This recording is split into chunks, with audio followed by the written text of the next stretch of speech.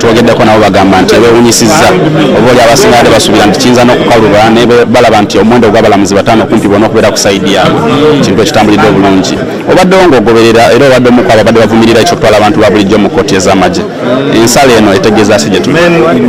No, isi kino kye tubadde twogerako nsonga y'amateeka nga teyeetaaga na kuteekamu nnyo feeling ez'ebyobufuzi. Okusookera ddala eno kkooti yateekebwawo okwasaganya nsonga z'abasirikale kuba disciplininga baavudde mu layini naki kati lwaki obeera ogiyingizaamu bannansi aba bulijjo n'etteeka liri kiriya kirabibwa n'omwana omuto. Ekyokubiri abantu ababeera mu general court martial tebalina training yonna y'amateeka.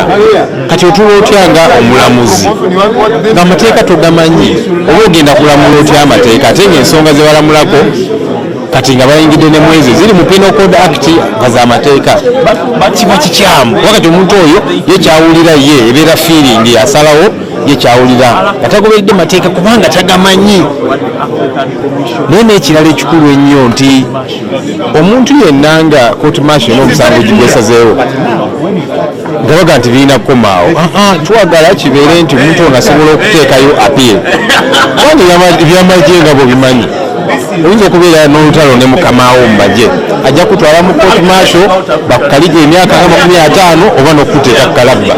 Kati omuntu oyo ne bwaba actually n'abamagye kubanga nabo twagala balwanirira si just bannansi abatali bamagye naye n'owamagye abeere ng'alina chance okujulira kubanga court martial eyinza omuyisa obubi. Kati court martial nga bwebadde court martial be bakuleetako omusango be bakuvunaana ne bakutwala mu kkooti y'abamagye abali sayidi eri bamagye abakuwozesa abali ku pano bonna bamagye. Kati olwofuna otya obwenkanya so katusubire nti ebintu bino binaaterera.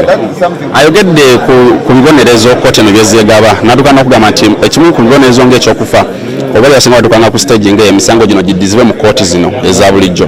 Tulabyeko nti abasibe naddala ab'ekibiina kya National Unity Platform mulimu bwe Machete n'abalala bakyali mu kkooti eno y'emu.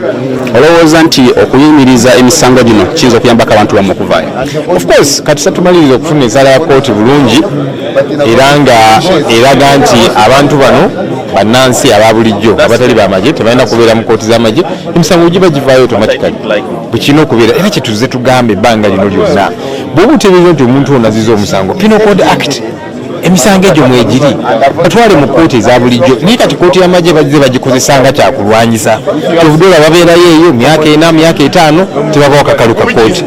Ate nga kyanjawuloko mu kkooti eza bulijjo ekitali eno kati era bwe kkooti martial busimanya otusumbiye contempt of court myezi 9. Biki ebyo bone kkooti za bulijjo kye tuyita contempt ekireme nnyo bayinza kusibamu ebyo lunaku lumu.